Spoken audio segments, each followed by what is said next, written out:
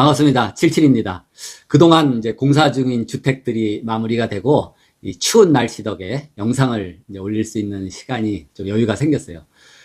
이 구독자 중에 강태선 님이 질문하셨는데, 구독 누르셨는지 모르겠네. 유튜브를 하면요, 자기 채널 영상에 그 데이터가 쭉 나와요. 내가 볼 수 있어요. 그러면은, 신기한 게, 구독을 안 누르고 보시는 분이 한 73%가 되더라고요. 좀 번거로워도 구독, 좋아요 부탁드리겠습니다. 이 강태선님 질문은 외벽을 지금 하는데, 예를 들어 딜레마에 빠졌다, 딜레마. 근데 딜레마는 아닐 것 같아요. 자, 외벽을 우리가 주택에서 어떤 두 가지 측면에서 볼 수가 있는데, 아름다움과 또 하나는 그 기능이에요. 어떻게 때가 좀 덜 타고 또 물리적인 강도가 좀 있어야 되잖아요. 외벽이니까. 그래서 단열은 하고, 그 다음에 외벽에 뭐 벽돌로 할지 뭘로 할지, 벽돌이나 돌을 하게 되면은 두 가지 방법이 있는데, 건식이 있고, 또 습식은 이 벽돌을 뭐 붙이는 개념이 아니라 얇은 벽돌 타일 같은 거, 파벽돌이라 그러죠. 아니면 이제 좀 사이즈가 기니까 뭐 롱브릭 뭐 이렇게 얘기를 하는데, 지난 영상인가 제가 벽돌, 롱브릭, 파벽돌 뭐 그 영상이 있어요. 여기 앞에 그 그림이 나가죠. 썸네일. 여기 한번 보시면은 그 파벽돌하고 그 롱브릭, 타일류를 붙이는 그런 외벽 공법이 있습니다. 그래서 질문하신 강태선님은, 자, 외벽에 치장 벽돌이나 돌로 했을 때 그 브라켓을 거기다 박아야 돼요. 얘네들이 무거우니까 그걸 이 앙카에다가 연결해서 브라켓으로 해서 걔를 딱 고정을 시켜줘야 되죠. 벽돌도 그냥 자기 혼자 이렇게 반장 쌓기, 0.5비 쌓기죠. 네? 항마이로. 그렇게 쌓을 때 이게 자빠질 수가 있으니까 연결을 해줘야 돼요. 그럴 때 그 앙카 볼트에서 열교 현상이 일어나지 않겠나, 그거를 염려하는 거예요. 근데 제가 뭐 결론부터 말씀드리면은, 그런 정도의 열교 신경 안 쓰셔도 될 정도다. 너무 미미하다. 자, 생각해 보세요. 말 그대로 열교, 히트 브릿지, 또 뭐 차가운 게 글로 적으면 콜드 브릿지가 될 텐데, 브릿지입니다. 브릿지. 다리, 교량. 그러면 우리가 한강다리처럼 그냥 뭐 왕복 한 6차선 차들이 막 그거는 정말 열이동, 자동차 이동을 열이라고 생각하면 엄청 클 수가 있어요. 근데 예를 들어서 뭐 9mm, 12mm 이 앙카 볼트 정도 하나에 일로 흘러가는 열, 물론 이게 금속이고 철이기 때문에 열 전도율이 높아요. 그렇지만은 그걸로 인한 열 이동은 제 생각은 그래요. 미미하다 이겁니다. 그래서 신경 안 쓰셔도 될 정도다. 뭐 최근에는 그런 거에 자꾸 신경 쓰는 분들을 위해서 뭐 현대산업개발인가 하고 건설기술연구원에서 같이 해가지고 뭐 개발을 했다 그래요. 그러니까 그림에서 보듯이 저런 앙카볼트, 와샤 이런 데다가 합성수지, 이 패킹이라든지 코팅을 한 거예요. 금속으로 열이 전달이 잘 되는데, 전도가 그 합성수지에서 이제 열 전도가 끊어지죠. 저런 어떤 점열교, 선열교, 열교를 막는 앙카볼트도 뭐 있다. 근데 뭐 굳이 저는 저 정도까지 꼭 써야 되겠냐. 자, 여러분들이 우리가 흔히 생각하는 그 열교 현상은 저런 뭐 여기 그림에서 보듯이 기초 부분에서 단열이 좀 덜 된데, 단열이 어쩔 수 없이 시공상 끊어질 수가 있어요. 내단열을 할 때 그렇고, 외단열이야 뭐 외단열 전체적으로 이 단열재 보드로 그냥 덮어버리면 되는데, 내단열을 할 때는 가로로 가는 슬래브라든지 그거에서 끊어지게 되죠. 벽에서 올라오는 슬라브 바닥 같은 데는 단열재를 좀 한 4, 50cm 이렇게 더 해주는 그 이유가 그 열교 때문에 그렇습니다. 이런 정도의 열교는 우리가 신경을 좀 써줘야 돼요. 근데 앙카볼트의 정도는 신경을 안 쓰셔도 되겠다 이겁니다. 이 외장재로서 타일류를 하게 되면은 앞서 말한 그런 건식공법은 앙카를 받고 거기에 브라켓, 뭐 화스너 이런 걸 해가지고 고정을 시켜요. 네. 그런 방법이 있고, 또 하나는 이제 벽돌 쌓기, 이것도 두께를 차지하고, 이 벽돌이나 돌, 이게 단열에는 효과가 없다 이렇게 보시면 돼요. 그러면은 그걸 얇게 잘라가지고 타일류로 만들어서 뭐 길면 롱브릭, 뭐 파벽돌 이런 거 다 마찬가지입니다. 그래서 이제 붙이게 되죠. 그럴 때 외벽에 그 외단열 시스템이라 그래서 뭐 드라이비트라고도 그러고, 그건 이제 회사명, 상품명이죠. 드라이비트 또는 뭐 스타코, 이렇게 해서 콘크리트가 있으면은 단열재, 그림에서 보듯이 뭐 이런 식으로 구성이 되어 있죠. 콘크리트 벽이 있고 외부에 단열재. 그럴 때 어떻게 돼요? 그 콘크리트 치는 거푸집에다 아예 단열재를 넣고 콘크리트를 해서 일체가 돼버리게 하는 거예요. 그거 뭐 좋은 방법입니다. 왜냐하면 구조체하고 그 단열재 사이에 틈이 전혀 없잖아요. 그러니까 그 안에서 내부 결로가 일어날 그런 염려가 없죠. 그래서 어쨌든 바깥에 단열재 또는 이 단열재가 면 바르게 이렇게 되기가 좀 힘들어요. 그러면은 거기다 다시 면을 잡는 뭐 50mm, 30mm 그 스티로폼 단열재 같은 거를 잘 붙이고 거기다 메쉬를 감고 그쵸 메쉬 그 세멘트 본드 세멘트를 바르고 그 다음에 드라이비트나 스타코는 마감 그 스타코 그거를 발라주면 끝나는 거예요. 근데 그 마감 톱코트를 하지 않고 그 메쉬 감은 세멘트 미장 위에다가 타일이나 롱브릭을 이제 시공하면 되죠. 붙이면 되죠. 그게 이제 습식 방법이에요. 습식 방법. 그렇게 하면은 이 앙카볼트로 인한 열교 현상 그런 게 없을 것 같아요. 그래서 지금 이제 질문하신 이제 강태선 씨처럼 예를 들어 내가 내 집을 짓는다. 2층 집이다 가정했을 때 저 같은 외관을 이렇게 하겠어요. 자, 있으면 전체적으로 한 3분의 1 밑에서 그 정도 높이는 뭐 건식이 됐던 습식이 됐던 타일이나 돌로 붙이고 왜?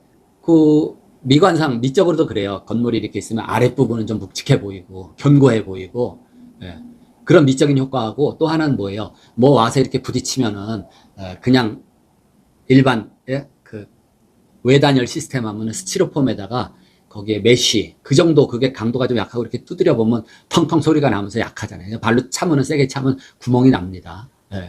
그런 단점이 있어요. 그래서 한 전체 높이 2층 건물이다. 그럼 밑에 한 3분의 1은 파벽돌이나 뭐 돌 이런 걸 하고 나머지 윗부분은 그냥 드라이비트나 스타코 처리로 해서 그냥 밝고 좀 그렇게 걸맞는 색상으로 해서 조화를 이루게 하면 좋겠어요. 근데 이 드라이비트가 제가 양평에 집이 있을 때 양평에 살 때 그때 제가 스페인인가 한 20일 동안 이제 갔다 왔어요. 갔다 와서 그 캐리어 들고 오는데 밑에 이렇게 뭐 하얗게 스티로폴 가루들이 날라다니고 그래서 처음엔 전 이게 뭔가 했어요. 왜 이 스티로폴 가루가 난리나 했는데 알고 보니까 저 꼭대기 처마 밑에 이 원인은 그거예요. 범인이 딱따구리더라고요. 딱따구리가 막 쪄가지고 한 구멍 한 7cm 직경되는 그 구멍을 두 군데나 뚫어놨더라고요. 그 메쉬를 감았는데도 불구하고 그래서 그냥 사다리 그냥 높은 거 놓고 올라가서 가까스로 백세멘트를 이렇게 그 드라이비트 하얀색이었으니까 백세멘트 하얀색으로 이렇게 떼운 적이 있어요. 그래서 혹시 여러분이 집 지려고 하는 동네에 딱따구리가 있다 그러면은 메쉬를 2겹 정도 감아주시면 돼요. 이제 다른 쪽이 아니라 이렇게 처마 밑쪽 그쪽에 뚫더라고요. 이 딱따구리가. 그러니까는 다른 데보다 처마 밑 그 부분에는 메쉬를 2겹으로 감아주시면 제 아무리 딱따구리도 좀 뚫기 힘들 거다 이런 생각이 듭니다. 그리고 이런 앙카로 인한 열 손실, 뭐 열교 이거보다 더 중요한 게 있어요. 제가 그 지난 영상에서 말씀드린 것 같은데 주택에서 에너지 절약이 굉장히 신경이 쓰이잖아요. 자, 그러면은 간단하게 그냥 보세요. 이 별표 1이라는 게 있습니다. 별표 1. 그게 지역별, 건축물 부위별 열 관리율 표입니다. 그러니까 왜 제주도 지역, 중부 지역, 뭐 이렇게 남부 지역 다 이 기후 조건이 다르죠. 그러니까 연평균 기온이 다른 겁니다. 제주도 같은 데는 온화하잖아요. 온화해. 그래서 뭐 고도의 열 관리율 그 높은 값으로 제한할 뭐 필요가 없다. 그래서 이렇게 남부 지역, 중부 지역으로 올라오면서 그 열 관리율이 값이 세져요. 말하자면 단열재도 두껍게 넣어야 된다 이거예요. 그러니까 중부 지역에 단열재를 이만한 거 넣으면 남부 지역 요만한 거 넣고 제주도는 요만한 거 넣어도 된다. 이런 개념입니다. 그래서 그 별표 1 지역별 건축물 부위별 열 관리율 표를 보면은 거기에 이렇게 조건이 있는데 여러분들이 자세히 보면 다 이해가 가요. 그래서 종류별로 다 나와 있죠. 자, 거실이다. 어느 부위별. 거실이다 그러면 거주 집무 작업 집회 오락 이런 용도로 쓰는 걸 다 통틀어서 우리가 용어 규정으로 거실이라 그래요. 그러면 창고는 거실이냐? 아니죠. 거주 집무 작업 집회 오락을 하니까 아닌데 창고가 아니라 그 작업실이에요. 거기가 창고처럼 생겼는데 거기가 내가 뭐 목공도 하고 뭐 하는 작업실이다. 그러면 그거는 거실의 개념입니다. 그래서 이런 용도의 실에 있어서 외벽이다. 외벽.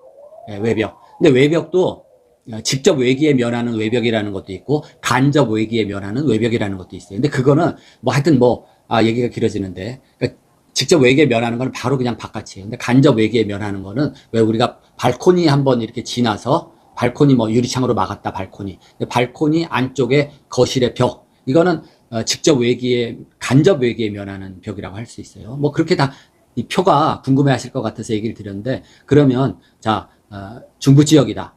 중부 1지역이다. 거실이다. 외기에 직접 면하는 외벽에 공동주택이 또 아니다. 단독주택이다. 이 공동주택하고 또 공동주택 아닌 거하고는 값 차이가 좀 다른데 이럴 때 열관류율이라는 거는 이 벽을 이렇게 뚫고 나가는 이런 에너지 성능이죠. 그런 경우에는 0.17이다. 자, 기억해 보세요. 그럴 때 0.17. 그러면 똑같은 경우 거실이면서 중부 1지역이면서 외기에 직접 면하면서 공동주택이 아니다. 이랬을 때 창이나 문은 값이 얼마냐? 자, 창은 1.3 이하고 문은 1.5. 그 단위는 와트에 대한 제곱미터의 도시예요. K. 그 와트 그거는 이제 또 모르시는 분들은 너무 신경 안 써도 돼요. 하여튼 숫자만 기억하시는데 낮을수록 고도의 열 차단 능력이 있다. 열 관류가 안 된다 이겁니다. 그 값이 낮을수록. 자, 외벽이 얼마라 그랬어요? 0.17. 근데 창은 얼마예요? 1.3 이하면 돼요. 그러면 외벽하고 창하고의 그 값 차이가 몇 배가 나냐면 7.6배가 납니다. 7.6배. 다시 말해서 자, 일반적으로 벽이에요. 벽을 단열재 넣고 0.17이라는 열 관리율을 만족시켰어요. 그 이하로. 근데 창은 1.3 이하로 만족시켰네요. 7배 이상 7.6배가 차이가 나는 거예요. 다시 말해서 자, 건물의 열 손실이 겨울을 기준으로 했을 때 열이 바깥으로 뺏기잖아요. 그러면은 창이 넓을수록 외벽에 창이 넓을수록 불리하다 이겁니다. 몇 배로 불리하냐? 같은 외벽 면적에서 7.6배가 불리하다 이겁니다. 그럼 예를 들어서 내가 자, 설계 도면에 나와 있는 것보다 여기다 창을 하나 더 내고 싶다. 또는 창을 좀 넓히고 싶다. 그래서 이 스퀘어미터를 크게 했어요. 그러면은 외벽 면적으로 하면은 2 곱하기 7.6배 해보세요. 그러면 한 15평방미터의 외벽이 늘어났다고 보시면 돼요. 그 15평방미터 외벽을 통해서 열이 또 이동을 한다. 이렇게 그렇다고 창하고 문을 무조건 막 다 없애버리고 줄이고 이래서는 안 되죠. 창도 문도 그 역할이 있잖아요. 뭐 채광도 되고 통풍도 되고 또는 뭐 왔다 갔다 출입이 되는 문, 창문 개념도 있고 그 다음에 중요한 게 요즘에 뭐예요? 그 뷰를 보게 되죠. 창을 통해서 바깥에 아름다운 경치도 볼 수 있고 이렇기 때문에 너무 이렇게 줄일 수도 없어요. 그리고 요즘에 선호하는 그런 현대풍 모던 스타일 이런 건물이 되면서 창을 뭐 통창 큰 거 넣어도 그렇게 어색하지가 않습니다. 근데 뷰를 너무 강조하다 보니까 창을 크게 넣는데 이러한 열 관류율의 성능, 이러한 제한치 자체가 달라요. 제한치가. 그래서 창은 뭐 지금 제한 수치가 얼마예요? 중부 1지역 1.3 열 관류율 이하인데 뭐 페어그래스 넣고 뭐 알곤 넣고 거기다 로이 코팅하고 다 해도 1.3이라는 숫자 맞추기가 힘듭니다. 아주 고성능 창이라고 보시면 돼요. 고성능 창. 그럼에도 불구하고 1.3이라는 열 관리율 이하로 하기가 힘들어요. 근데 뭐 벽체는 단열재 두껍고 성능 좋은 거 넣고 이렇게 겹겹이 하면은 그 0.17이라는 숫자를 맞출 수 있게 되잖아요. 네. 이거는 좀 다른 예인데 그 그림에서 보듯이 이게 뭐냐면 하나 외벽면을 단면을 제가 그려봤는데 그 노란색은 그 단열재 우레탄 보드입니다. 이게 그때 120mm였나 그래요. 그 다음에 이 콘크리트 내부 쪽으로 그 검게 콘크리트가 그게 180mm였고 그 다음에 내부 쪽으로 석고보드를 이렇게 했어요. 그리고 외장재는 말하자면 강태선 씨가 염려했던 대로 앙카를 박아서 그 화강석 30mm 그렇게 외장 석재를 붙인 겁니다. 근데 이 댁에서 오전 10시, 11시쯤 되면은 창턱으로 물이 줄줄 흐르는 거예요. 와, 이거 무슨 뭐 위에 옥상에 무슨 방수가 뭐 어디가 찢어졌는데 특히 겨울철이 되면은 딱 한 오전 10시, 11시쯤에 물이 질질질질 흐르더라. 그래서 요거를 면밀히 살펴보니까 주방에 배기 후드가 있는데 그 배기 후드가 나가면서 그 돌하고 거기 그림에서 보듯이 그 돌하고 단열재 있는 그 사이에 틈이 한 그게 건식으로 시공하다 보면 한 40mm, 50mm 이렇게 그 공간이 있어요. 근데 거기가 이제 찢어진 거예요. 배기 후드 파이프 라인이, 배기관이. 그래서 글로 습공기, 집안에 더운 공기가 계속 나가다 보니까 그게 그 보라색으로 지금 그렸는데 그 차가운 돌멩이 벽에 일단 결로가 되겠죠. 근데 결로가 영하의 기온에서 어떻게 돼요? 결빙이 되죠. 그러니까 서리가 맺죠. 서리가 허옇게 꼈겠죠, 거기에. 그래서 계속 습공기가 나가다 보면은 거기 이제 얼음 덩어리가 이렇게 막 들러붙는 거예요. 그다 밤에 꽝꽝 얼어붙어가지고 얼음 덩어리가 붙었다가 낮에 어떻게 오전에 이제 해 뜨고 10시, 11시쯤 이제 기온이 영상으로 올라가니까 거기 돌에 붙었던 물들이 막 질질 녹아가지고 우리가 창을 시공하면은 바깥에서 그래 다 코킹을 확실하게 잘 하는데 창 틀을 타고 이 집 안으로 물이 줄줄 새 나왔던 이런 문제점이 있었던 경우가 있어요. 돌이라든지 벽돌 그렇게 이제 건식 시공으로 외벽에 했을 때 있을 수 있는 또 그거겠죠. 그 다음에 이제 어떤 경우가 있었냐면은 자, 이 덱은 리모델링을 했어요. 리모델링을 하면서 기존에 붙어있던 뭐 대략 이렇게 그림처럼 생겼는데 이런 이제 저 등을 다 떼어내고 뭐 다른 부분도 리모델링 하면서 이제 등이 천장에 그 다음에 다운라이트를 하기 위해서 구멍을 뚫었죠. 천장에. 그때 아마 3인치 한 직경 75mm 이런 구멍을 다 뚫어가지고 거기다 다운라이트 달고 일부는 또 6인치짜리 좀 큰 거 150mm 구멍 뚫어가지고 다운라이트를 그렇게 달았어요. 근데 리모델링 하고 나서 이제 겨울이 되면 또 이 덱 천장에서 물이 질질 흐르는 거예요. 물이 뚝뚝 떨어져요. 왜 그래요? 이 천장 내부에 다운라이트를 안 달았을 때는 그 안에 습공기가 들어가질 않았을 거 아니에요. 막혀 있어서. 근데 그 다운라이트 구멍을 통해서 집안에 더운 공기가 들어가서 그 슬라브 밑에 차가운 바닥에 결로가 생기는 겁니다. 그래서 물이 이제 떨어지는 거죠. 어저께도 저한테 메일로 문의가 왔는데 요 가까운 동네더라고요. 댁이. 근데 겨울만 되면은 천장에서 물이 떨어진다는 거예요. 그 덱도 이제 다운라이트가 이렇게 달려있는데 그 다운라이트를 이렇게 빼고 그 구멍을 들여다보니까 안에 뭐 이렇게 뭐 은박 단열재도 들어있고 뭐 스티로폴 같은 것도 이렇게 돼 있어요. 근데 생각해 보세요. 이 천장 슬라브 면에 뭔가가 이렇게 밀착돼서 딱 어떤 습공기가 침투할 그런 틈 없이 딱 붙어 있으면은 거기에 습공기가 들어가지 않으니까 결로가 안 생기겠죠. 그리고 단열재는 단열재 자체가 표면 온도가 슬라브 겨울에 바닥보다는 높으니까 결로가 안 생길 거예요. 근데 엉성하게 형식적으로 그냥 이렇게 넣어 놓으면은 그 집안에 있던 습공기가 올라가서 결국 그 엉성한 스티로폴 은박지 사이로 가가지고 결로가 될 거 아니에요. 콘크리트 슬라브 바닥에. 거기 물이 맺혀서 뚝뚝뚝뚝 떨어지면은 물이 어디로 가요? 낮은 데로 하여튼 가니까 물이 떨어지는 겁니다. 그래서 그런 사례가 있어요. 그런 경우에는 뭐 제가 이제 어드바이스 해드렸는데 그 천장 안에 슬라브 바닥에 짝 달라붙게 하려면은 그냥 수성 연질 폼이나 아니면은 면적이 그렇게 크지 않으면은 그냥 일회용 폼을 사서 거기에 쫙 한번 밀착돼서 붙여주면은 결로 같은 건 이제 없을 거예요. 그러니까 그런 개념을 알아두셔야 됩니다. 그림을 통해서 보신 거 여러분들이 원리를 잘 이용하시고 이 습공기라는 게 그래요. 같은 어디에 습공기가 들어가도 차가운 쪽에 가서 맺히는 거예요. 차가운 쪽에.